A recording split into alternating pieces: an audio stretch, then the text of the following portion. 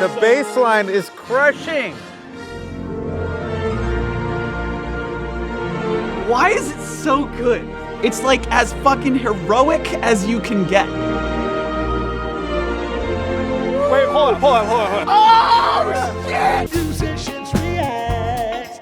Hello and welcome to another episode of Professional Musicians React. We're here with Charles Cornell. Charles is a jazz pianist. He's a YouTuber. He got his start a couple years ago, 2019, posting a viral video playing piano to Cardi B.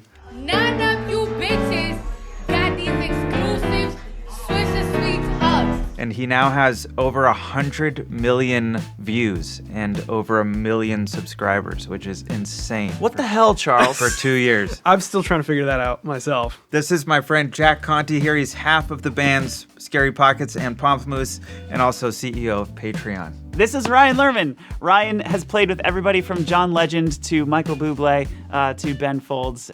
We also got Tim Sonnefeld here today. Tim is engineering. Tim, what is up? Hey, fellas. Tim, you won a Grammy? Hell yeah, baby. Tim, what did you win a Grammy for? Usher's Raymond vs. Raymond album and Elvis Costello's Look Now album. Okay, well, enough said. We are going to listen to one of the best composers of the modern era, John Williams, today. Before we do, question for y'all. Yeah. What's a great soundtrack you've heard recently that you love that folks at home should listen to? So we're Or gonna soundtrack. talk about John Williams today. So I'll save the John Williams for the John Williams conversation that we're about to have. But you can't be talking about some of the greatest film composers of all time without talking about Hans Zimmer, Okay. who I Yes. also love. And I recently saw, as I'm sure many, many people did, I saw Dune.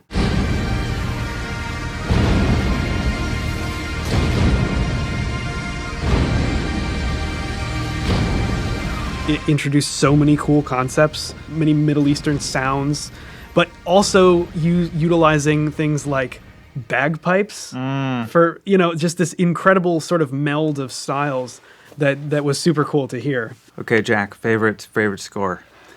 Gosh, I've been getting so into Johan Johansson. The soundtrack for Arrival is what got me into Johan Johansson.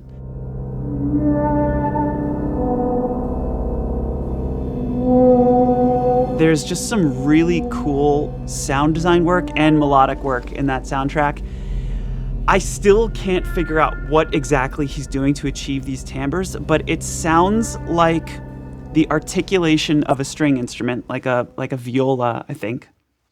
But it sounds like it's speaking. I love that score. I totally forgot about it. Yeah. The one I was going to say is maybe cheating because I haven't seen this movie, and maybe cheating because I'm pretty sure you turned me on to it. Body Song. Oh, God, it's so good, Johnny Greenwood.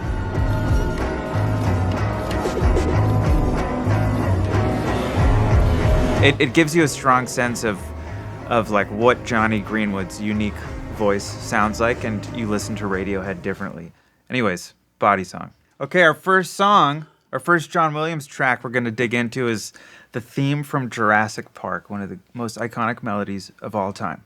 Do you know how long it took John Williams to write the score for Jurassic Park? I don't, but if I had to venture a guess, I would assume it's a shockingly small amount of time.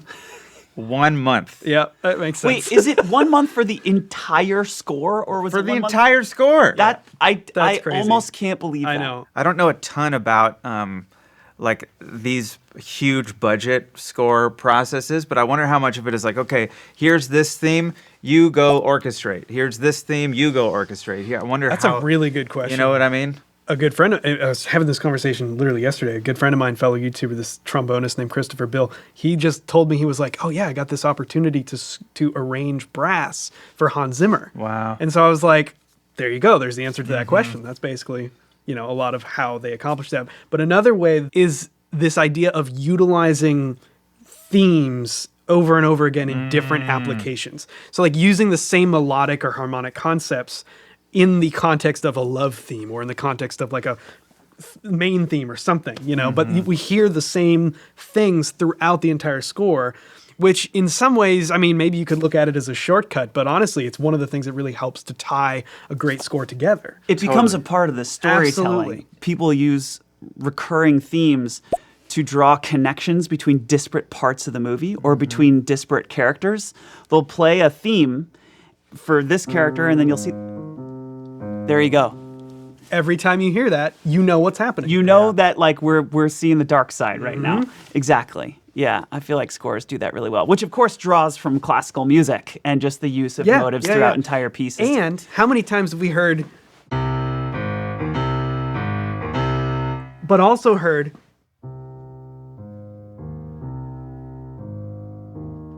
right? Totally. It's the same exact melodic content that's applied in a completely different manner to remind you that, hey, this is where we are in the film, this is what we're talking about, but it gives you a different feeling when you hear it in those different ways. Or orchestrated in a different, on different instruments, at different tempos and different keys. Some keys sound brighter or whatever.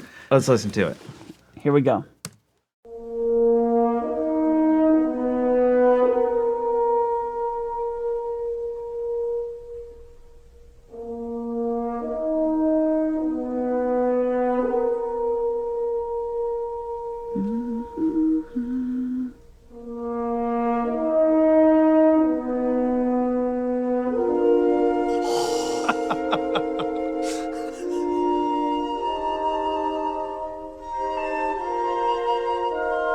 Add 9. It almost gives it to you. It's like when a jazz piano player introduces a song, Yeah. and there it is. Not yet. But just the right. Yeah. yeah. Wait, can we back up? Is that Yes. okay? Yes. Already in the first however many seconds that was, we just heard one of my all-time favorite devices that John Williams uses. That Minor 4? minor 4. Yeah. Minor 4. Dude, minor why is it so good? The Beatles. To me it's like the happy cry sound. Yes. It's like this sentimental, Yes. and it just makes anything feel so much more passion. It's just like you hear it and you're like, Happy Cry is such a good way to right. to think about minor 4. Let's keep listening here. Let's go into when the strings come in and build up to the main theme.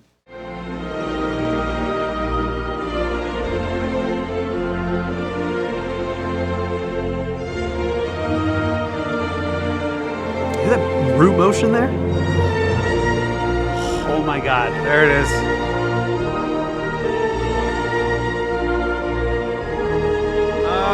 I love that!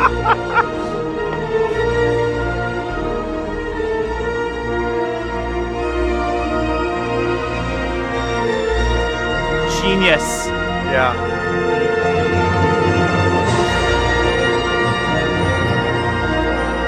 With the Okay. chimes and everything. All right, two things. What makes that one moment so effective, I think, is he gets you so into this diatonic Yes. major mode. When we're talking about chords that fit within the naturally occurring chords of a scale, we usually refer to that as diatonic. When we start deviating from that and introducing maybe more dissonant sounds or jumps that you're not expecting as much, we sometimes refer to that as non-diatonic. He gets you in that half-step melody zone, and then he goes,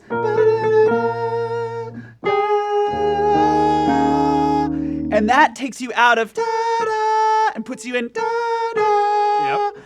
And it just like is chill moment, you know, because it's different enough and a different kind of color enough that it feels like such an important moment in the score. Also illustrates the important how effective pedal tones can be, right? Because for so much of that, we're hanging on to that root note, and it moves around a bit as we start to introduce the 5 chord or the 4 chord. But like, that's really all we're using. Maybe Williams, what he's doing is he's just really good at introducing the right non-diatonic note at the right time.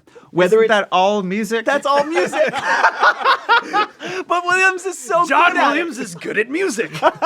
Okay, we got to move on. We're going to Star Wars, the theme from Star Wars. This is the main theme. Whoa! Sus, same thing. Right? Yeah. Bum, bum, bum, bum. The hero theme, the fifth motion.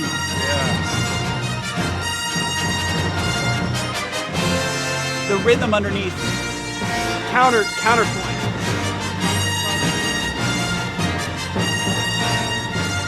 Hear that major 7? Oh my God! We're back in Jurassic Park. Yes, His Majesty again. Yeah. Oh, that's those non-diatonic moments again. Yeah. Wait, hold on. Yeah. Oh my Okay, God. wait. It's so burning. It's so burning. The counterpoint in this I agree. is It's my genius. God. The descending bass lines Yes. That over that melody is amazing. It's amazing. Counterpoint is a device that composers use to create interesting motions throughout the instrumentation of whatever group you're using. So in the orchestra, you might have the violins playing a melody line, but then you might have the French horns playing their own line in the middle that creates kind of a unique answer or counter to the melody. That's counterpoint. This is something where the context that I've typically encountered it the most is like big band music, right? Yeah. But the concept is the same. So you guys familiar with like Thad Jones, Mel Lewis Orchestra, right? Thad had this way of writing where rather than sit down and write with a full score vertically, Yeah. he'd like write Melodies. linearly. Every melody in and of itself would a be beautiful something melody. you could sing. And what we're hearing in this is a lot of that same type Yes. of idea where the writing is linear and not stacked. And that's why you get those odd notes every once in a Yes. while, because somebody's building a melody for the French horn. because they Yes. don't serve a harmonic purpose in the vertical stack. Right. They serve a melodic purpose Yes. as counterpoint. That's so hot, It's Charles. genius. That's so hot. And what's even crazier, and so if you start getting into what our ears are looking for with like lines and resolution. So Jacob Collier talks about this a lot. And one of the things he talks about is how he gets into the microtonal harmony space is really because, and basically what he said, he's like, your ear doesn't actually care how we get from place to place, Right. just that we start somewhere and arrive. In my opinion, every note that you can make every note work with every chord. You might say it's a bit weird. I'm not quite sure I understand what that sound is. But then if I went, then all those notes make sense.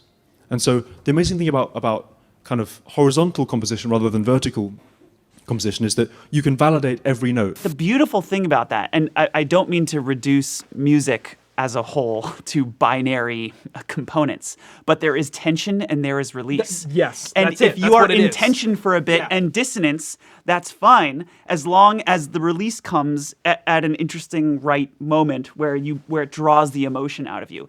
And when you're in tension land, who cares what the tension yeah. is? Yes. You can do some crazy shit when you're in Exactly. tension. All that matters is that Exactly. we arrive. Yes. You know, and so that's why you can get these what we might call passing tones, Yeah. really, because they're not chord tones, they're not diatonic, they're passing tones. And they work as passing tones because we're just sitting on them for a second to get us from one place to the next. Right. Wait, okay, we got to talk about a couple other things about this theme. The first thing that comes to mind, and I think, Charles, you pointed this out in a recent video, but listen to this theme. Okay, Oh, the bass line is crushing. check this out. Hero themes often are in fourths and fifths, right? You get this kind of, right? That's like, Indiana Jones, The Incredibles, like whatever the hero theme is. This hero theme is, it's like fourth, fifth, fourth. It's 4 notes up the stack. It's like as fucking heroic as you can get. It's like a joke of heroism, Which brings up an interesting question. Is it heroic because of the power of the naturally occurring frequency, or is it nurture by the fact that we've had so many movies that tell us this is the hero's theme? You know? Yeah. I think it's got to be a combination. I think it's a combination too. Okay. We could talk about this for Wait, I have to say one more thing with regard to Star Wars because it's just beautiful, and then we'll move on. Just last thing. Check last this out. thing.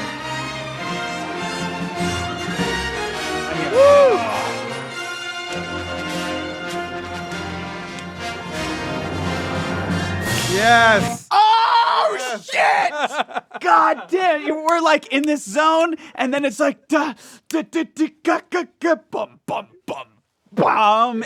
You know what it reminds me of?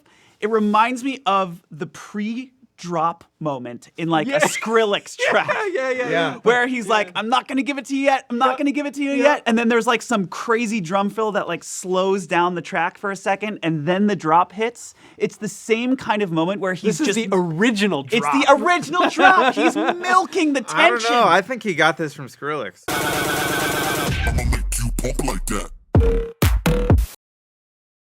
Okay, here we go. Factoids and questions. Lightning round. On the track The Magic of Halloween, what reference does Williams make to his previous work? I don't know what that track is. No idea. When E.T. sees a child wearing a Yoda costume, Williams includes a reference to Yoda's theme on the track The Magic of Halloween, which he had composed for The Empire Strikes Back in 1980. That's brilliant. Referencing his own work. Okay, we have some questions from our members on Patreon. The first question is from our crowd favorite, William Van Vechten. It's a video question. Should we watch this? Okay, let's do it. Okay.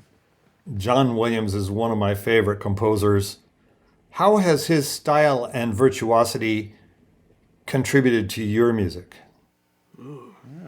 That's a great question. I've got a very clear answer to this. Probably hear it. subconsciously.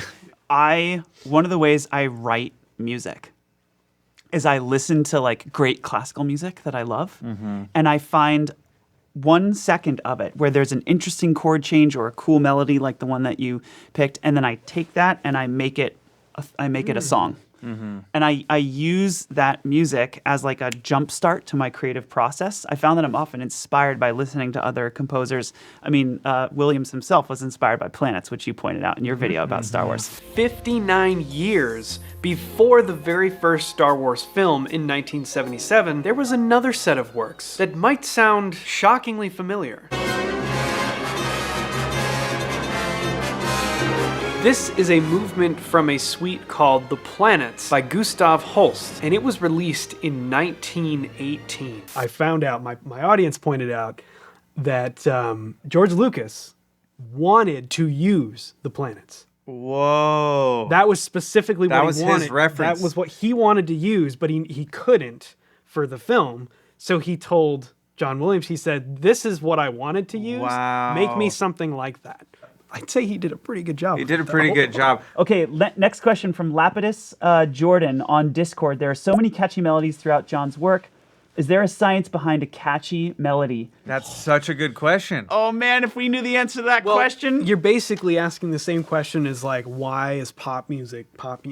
And it's an interesting question as to what Well, makes or doesn't I make feel like that. we talked about it. It's just you're setting up an expectation. Do you know what I mean? It's the ability to make someone expect something and develop it and resolution and whatnot. I agree with all of that. And I think there's an element that is also a part of it. You also need some cultural wind that sets it up to be a smash. Interesting. Like the context of the film. the context of the film, like If Star Wars had failed, would we sing it? that's what I'm talking about. I think you're right. That's such a great point. If a melody is a great melody no matter what, then why aren't melodies that people were playing in the year 600 on a fucking lute? Why can't you just play that now and have it be a #1 hit on the radio? To put it in the context of jazz, which is more my world, like there are so many guys that can play, they sound like Bird or they sound like Coltrane. Yes. And they're so good at it. Exactly. And they've studied that book. Right. And they have put so much time in. But they're not going to be as popular as Coltrane or Bird because they did it at a time when all the eyes were on them. Right. Yeah. And so I think that in addition to, and that just is another portion of that cultural relevance, Yeah. is having the eyes and the excitement in whatever the time period is. I mean, people like Bach, Bach was a superstar. Yeah. That dude was loaded because of just the commissions to write things for various, Yeah. things. His Patreon page. Bach was a great content creator. He was a great And with that, we got to sign off. We're at time. Thank you, everybody, for watching. Thank you for commenting. Tell us what we should listen to next and react to next. Adios. Bye-bye.